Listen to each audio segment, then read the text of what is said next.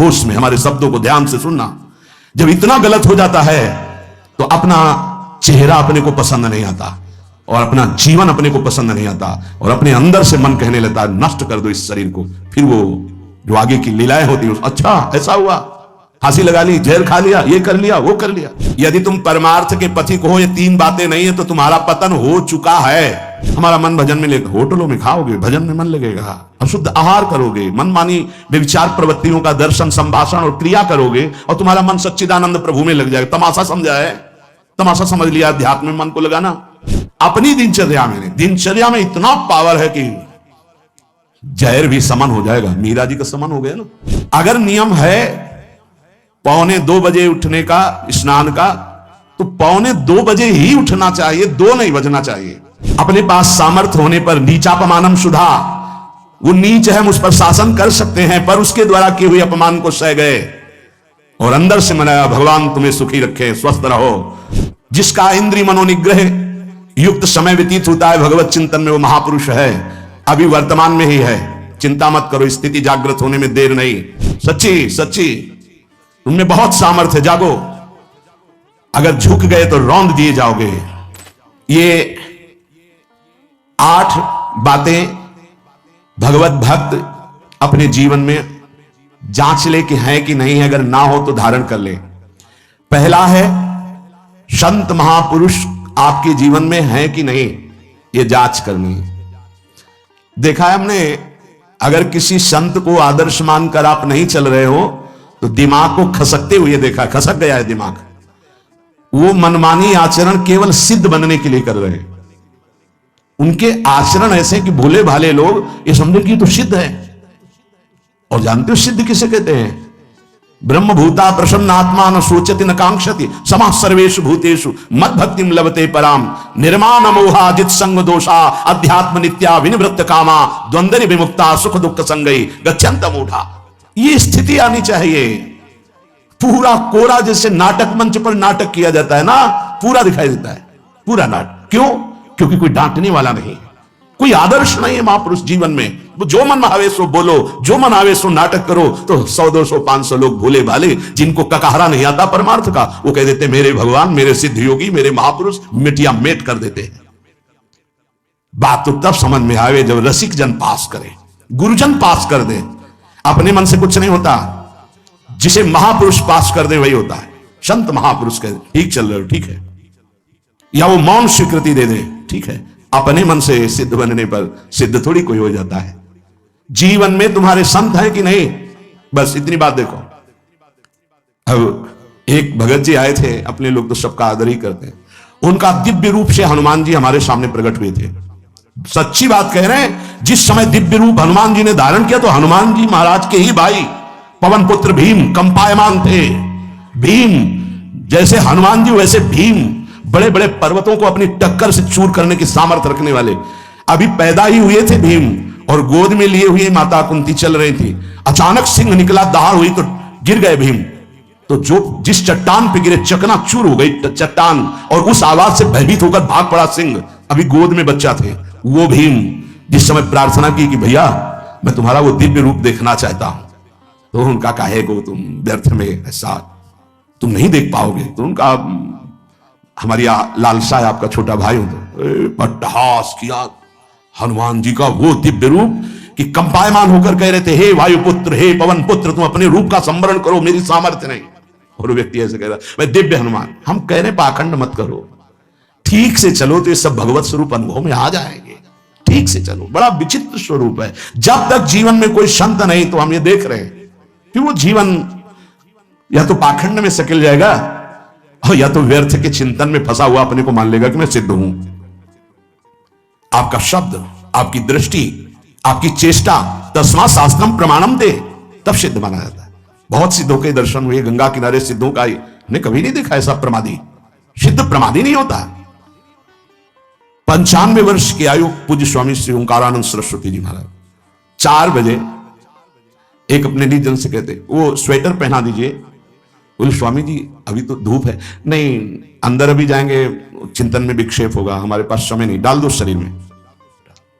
अब इसका एक साधारण शब्द हुआ, इसका प्रभाव इतना पड़ा, इतनी अवस्था में इतने चिंतन परायण की स्वेटर पहनना है, ये स्मृति बाधा ना पहुंचा पावे, डाल दो शरीर में। कितना सूक्ष्म। बड़े बड़े महापुरुषों को देखा है, अपने ब्रज के प्रेमी जनों को और ब्रह्मबोध संपन्न दोनों महापुरुषों को, किंचन मात्र कहीं भी कोई भी शास्त्र विपरीत शब्द नहीं, एक सेकंड की चेष्टा नहीं पाई शास्त्र विरुद्ध। और यहां शास्त्र में है ही नहीं, हो वैसे सिद्ध हो रहे हैं। क्यों? क्योंकि जीवन में किसी आदर्श महापुरुष का अंकुश नहीं। अगर किसी संत का भय तुम्हारे जीवन में नहीं है तो ये माया रौन देगी, पक्का समझ लीजिए। कोई महापुरुष तुम्हारे ऊपर अंकुश लगाने वाला हो, तो इसीलिए जो देहाभिमानी जी होते हैं भाग पड़ते हैं, क्योंकि उनकी सिद्धावस्था में वो बाधा पहुंचाएंगे गुरुजन। असली सिद्ध बनो, नाटक नहीं, तो भाग पड़ते हैं। और जो गुरुजनों की शरण में रहता है वो परिपक्व भगवत प्राप्त महात्मा बन जाता है। इसलिए पूज्य बाबा कह रहे, पहला, किसी महापुरुष का अनुशासन है कि नहीं। प्रगट में अनुशासन जरूरी है, प्रगट में अनुशासन जरूरी है। नारदानंद सरस्वती जी महाराज नैमिषारण्य के पीछे आए थे, कुछ परिक्रम उन्होंने बताया, अब वो पधार गए जो वहां के अधिकारी बनाए गए विवेकानंद जी। नए वस्त्र धारण करके आ गए। सदवई में मना है, यदि ऊपर का नया वस्त्र हो तो नीचे का पुराना और मलिन होना चाहिए।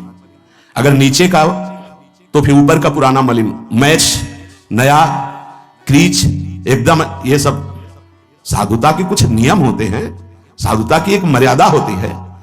तो वो दोनों नए पहन करके आ गए, भूल हो गई उनसे, देखा शिष्य। और नैष्ठिक ब्रह्मचर्य में सफेद कपड़े पहनाए जाते, तो और वो खिले हुए ऐसे बांधे हुए ऐसे सब, उनकी दृष्टि गई।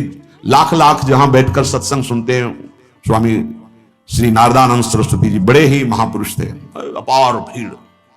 और सत्संग के बाद 1 घंटा सबको एकांत चिंतन करो, क्या वहां ब्रह्म ज्ञान का सत्संग होता था। प्रातःकालीन बेला पे जैसे अपने यहां सत्संग होता है, वहां थोड़ा विलंब होता था, 5:30 बजे, जो निजी जनों का। वो योग वासिष्ठ से कैसे तुम्हें बताएं, जो उस सभा में बस यही लगता है कितनी जल्दी देह रात छूटे और अपने स्वरूप में महापुरुषों का वचन का प्रकाश होता है। एक सत्संग होता था सामूहिक सब लोगों का, एक होता था पर्सनल, जो दिव्य साधक हैं केवल वही बैठ सकते हैं, अन्य नहीं। ऐसे पूजुड़िया बाबा के यहां भी होता, एक होता था पर्सनल ज्ञान का और एक होता था सामूहिक प्रवचन। तो उस समय सामूहिक सत्संग चल रहा था, काफी सब समाज लाखों की थी, देखा दूर से। एक शिष्य से कहा गौशाला में जाओ, गोबर को गीला कर दो। उनसे कहा विवेकानंद गोबर की छवियां भर करके यहां खड़े हो सत्संग के पास, वहां नन नच हो नहीं सकता। और गीला गोबर तो जो 2 घंटा सत्संग हुआ पूरा टप टप ऐसे कपड़ों में, पूरी हालत बिगड़ गई। क्या था ये? संत शासन। अब दोबारा वो गलती नहीं होगी, समझाने की जरूरत नहीं, समझ गए कि हमसे गलती क्या हुई। संत शासन नहीं है तो ये मन बहुत विचित्र है, बहुत विचित्र है। इसीलिए पहला, जो भी परमार्थ का पति को, चाहे ज्ञान मार्ग का, योग मार्ग का, किसी योग मार्ग की लौकिक ऊंचाई पर पहुंचे हुए कि गुरुदेव आए और उन्होंने कहा कि किसी कारण से शिष्य बढ़ जाए और अपने गुरुदेव की अवहेलना करे तो उसकी गति क्या होगी? दुर्गति। दुर्गति, दुर्गति के सिवा उसके आगे कोई शब्द नहीं है। गुरु को पीड़ा है और शिष्य परम पद में पहुंच जाएगा? नहीं नहीं, ऐसा नहीं हो सकता।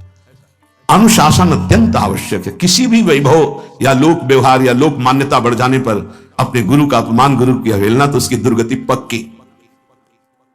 देखो, ये मन है, ये इंद्रियां हैं, ये अहम है, ये केवल गुरुदेव से ही वश में आता है, दूसरी जगह नहीं आता।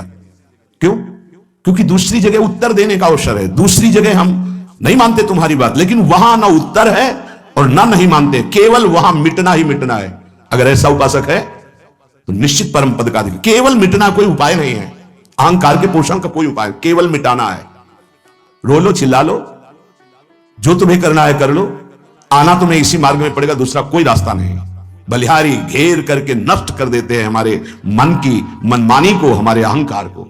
इसलिए जीवन में प्रगट में जिनके जीवन में संत हैं और वो स्वीकार करते हैं उनका अनुशासन, उन्हीं का जीवन प्रकाशित होता है, पक्का समझ लेना। दूसरा, भागवतिक मार्ग में चलने वाले उपासक को सांसारिक पुरुषों की मित्रता करके उनकी संगोष्ठी में नहीं बैठना चाहिए। इस बात को बहुत अच्छे से समझ लो। सांसारिक पुरुषों की जो वृत्तियां होती हैं उनमें बड़ा आकर्षण होता है भोगों का, प्रपंच का। जो साधक भ्रमणशील हैं, अगर वो गृहस्थों के यहां जाकर उनकी सैयाओं पर सोते हैं तो उनकी दुर्दशा क्या होती है चित्त की, वो खुद अनुभव करके देख ले। आज तो शास्त्रीय पद्धति को समझा ही नहीं जा रहा। जब बड़े बड़े सुभट गंगा किनारे त्याग वैराग्य ज्ञान के मिले ना, तो आगे का रास्ता खुलता चला गया। सांसारिक पुरुषों के समुदाय में बैठना था। वो तुम्हें भगवान कहेंगे, ईश्वर कहेंगे, अवतार कहेंगे, उनको कुछ ज्ञान नहीं। आप मान बैठेंगे अपने को भगवान, अपने को ईश्वर, अपने को अवतार मानेंगे, तो आप जो अवतार है ना, ईश्वर है ना, भगवान है, उनसे विमुख हो जाएंगे। यहां जो भी अवतरित हुए हैं भगवत पार्षद, वो सदैव दैन्य ही रहे हैं। आप देख लीजिए, उच्च कोटि के महापुरुष चाहे जितनी ऊंचाई पर चढ़े हो, सदैव भगवान की ही स्थापना की है। भगवान के नाम की, रूप की, लीला की, धाम की, भगवत महिमा की स्थापना की है, अपनी नहीं, अपने पार्थिव शरीर की नहीं। ध्यान रखना, जितने महापुरुष प्रकट हुए भगवान की स्थापना की। अगर हम संसारिक पुरुषों का संग करेंगे तो कई तरह से हानि हो जाएगी। सत्संग हो रहा है, बस इतने जो चाहो बैठ जाओ। हमारा पर्सनल एकांतिक केवल गुरुदेव से संबंध है और उनके द्वारा बताई हुई उपासना में हमारा समय व्यतीत होना चाहिए। कोई हमारा मित्र नहीं होना चाहिए, अलग से संगोष्ठी नहीं होनी चाहिए विषयी पुरुष की, सांसारिक पुरुष की। तीसरा, किसी भी अपनी निंदा करने वाले के प्रति कभी भी बुरा व्यवहार बर्ताव नहीं करवाना चाहिए, क्योंकि भगवान प्रेरित करते हैं निंदा करा करके महान बनाने के लिए। यह शब्द याद कर लो।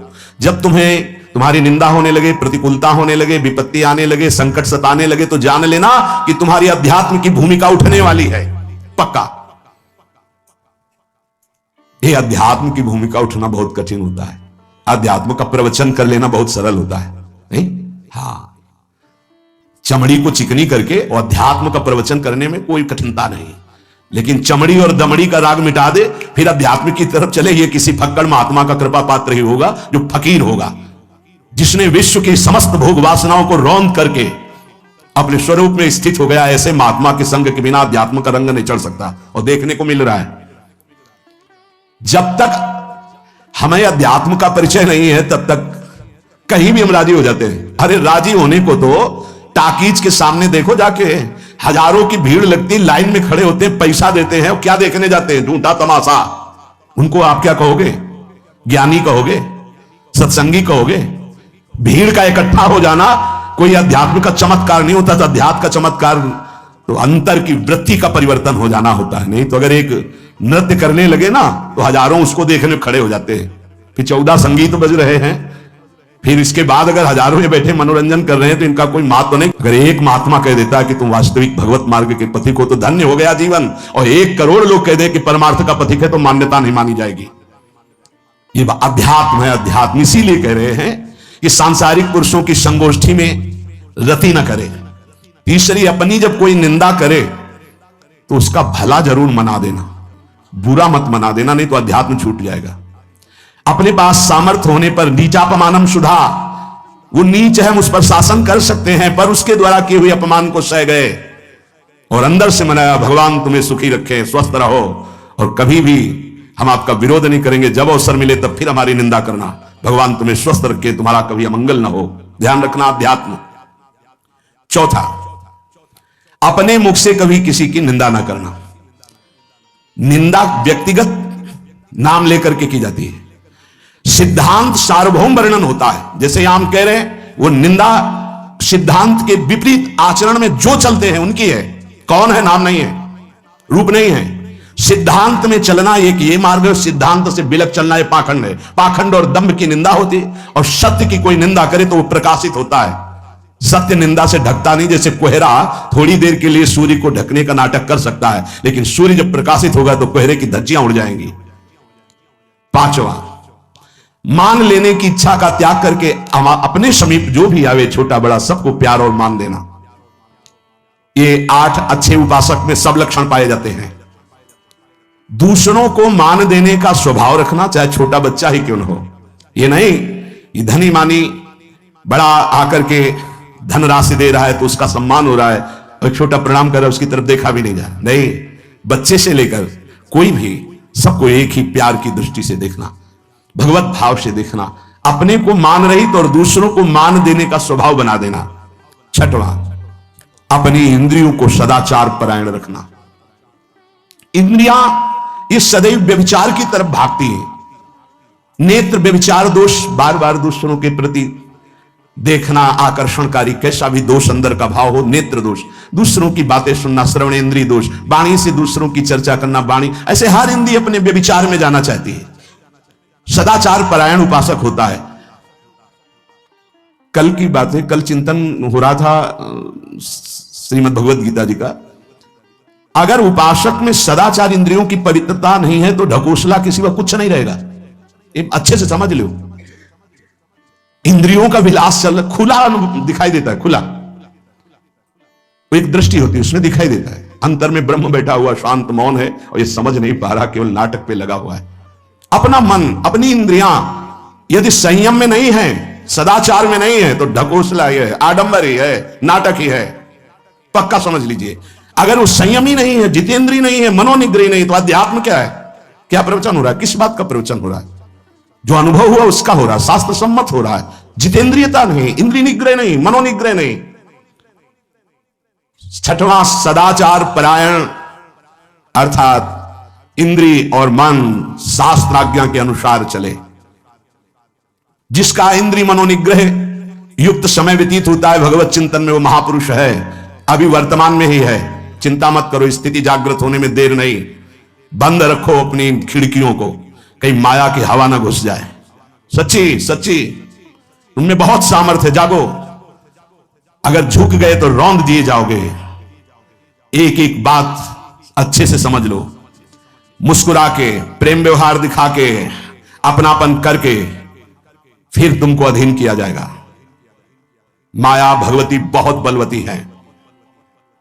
ऐसे करके फिर ऐसे प्रहार करती है, क्योंकि साधक बहुत प्रवीण है। ऐसे में अपने को बचा लेगा, लेकिन ऐसे में बचाना बहुत कठिन होता है। हमारी बात को समझ लेना, ऐसे में बचाना बहुत कठिन होता है, बहुत कठिन होता है। समर्पण का मिश, सेवा का मिश, अपनापन का मिश। हमारी इंद्री, हमारा मन बहुत धोखेबाज है। हमें कोई धोखा नहीं दे सकता। ये हमारा मन, हमारी इंद्रियां हमको धोखा देती है। साधु, साधक, परमार्थ पथिक, भक्त इस बात से परम सावधान। सदाचार और सरलता, संयम के साथ हमारा समय व्यतीत होना चाहिए। किसी के गवाही की जरूरत नहीं है, किसी के प्रमाण की जरूरत नहीं। आप खुद अपने हृदय की भूमिका को नाप लीजिएगा। कितनी ऊंचाई पर चढ़ रहे हो आपको खुद अनुभव में समझ में आ जाएगा। जो इंद्रियों का गुलाम, मन के द्वारा भ्रष्ट आचरण करने वाला है, कुछ भी हो, कोई भी हो, कहीं भी हो, दुर्गति शब्द से ही संबंध है। जीते जी दुर्गति, फिर फांसी ऐसी लगे तेषम दुख न हो। सच्ची मानना, जब गलत हो जाता है आचरण, तो अपना मन अपने को कहता है नष्ट कर दो। ये जीवन किस काम का? होश में हमारे शब्दों को ध्यान से सुनना। जब इतना गलत हो जाता है तो अपना चेहरा अपने को पसंद नहीं आता, और अपना जीवन अपने को पसंद नहीं आता, और अपने अंदर से मन कहने लगता है नष्ट कर दो इस शरीर को। फिर वो जो आगे की लीलाएं होती है, अच्छा ऐसा हुआ, फांसी लगा ली, जहर खा लिया, ये कर लिया, वो कर लिया। वो इन्हीं इंद्रिय और मन की फिसलन को नहीं सह पाया।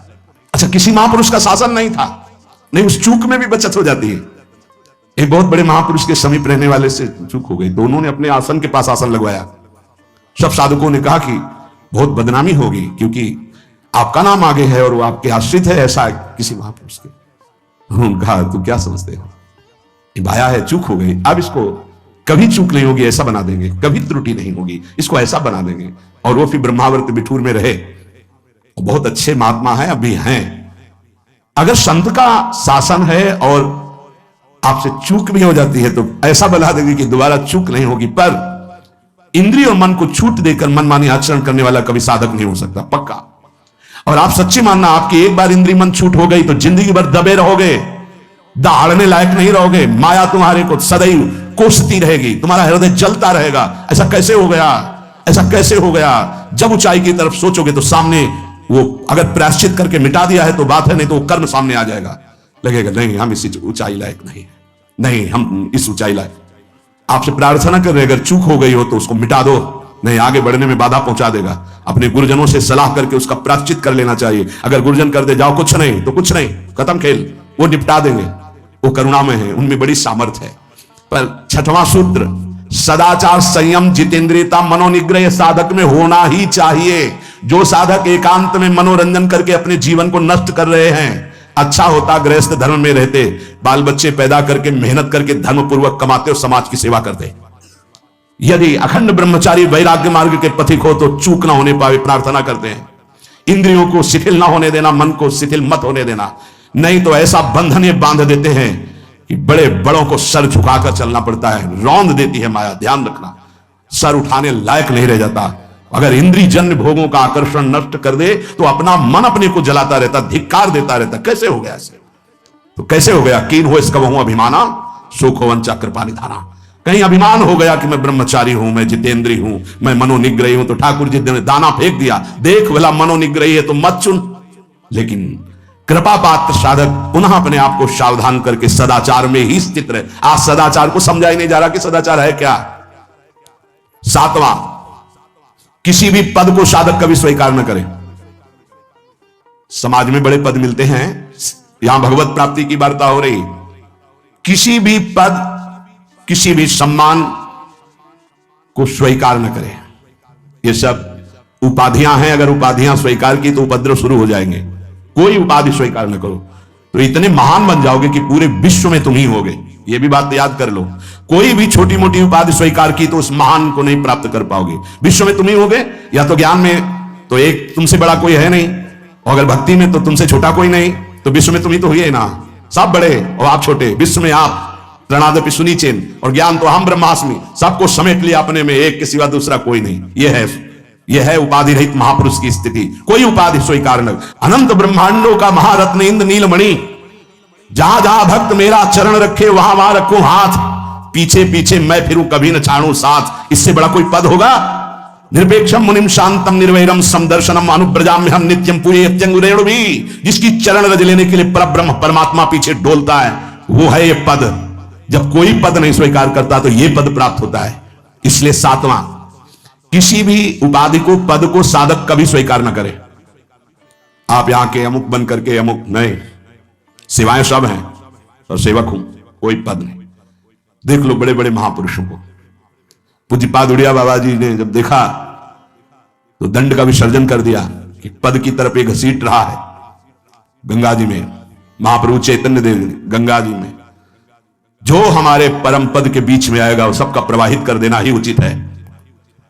बहुत समझना, पूरे जीवन भर याद रखना, यह अध्यात्म है। अध्यात्म कभी कोई भी उपाधि स्वीकार ना करे, तो बहुत जल्दी उपाधियां सामने लिख दी जाती है, तभी कोई वो स्थिति ही नहीं आती। उपाधि, हमारे ब्रजमंडल में एक से एक महापुरुष हुए हैं। बाबा प्राण धन रहे हैं, कितने संत महापुरुष, और उनको यहां प्यार से ब्रजवासी जन मेरो बाबा प्रिया प्रीतम के लाडले। कोई उपाधि नहीं, कोई पदवी नहीं, कोई प्रतिष्ठा नहीं। और आठवां, ये आखिरी, किसी भी परिस्थिति में अपने आराध्य देव का चिंतन ना छूटने पावे। पूर्णता ये तभी हो सकता है जिसके जीवन में ये तीन बातें हैं। आखिरी वाली बात, किसी भी परिस्थिति में अपने लक्ष्य का चिंतन न छूटने पावे। ये तीन बातें जिसके जीवन में है तो ये आखिरी बात पूर्ण होगी। आखिरी और पहली दो बहुत जोर की बात थी। पहली थी किसी संत महापुरुष का शासन, और पूर्णता आई किसी भी परिस्थिति में अपने लक्ष्य का चिंतन न छूटना। बीच में अपने आप सब आ जाएगा।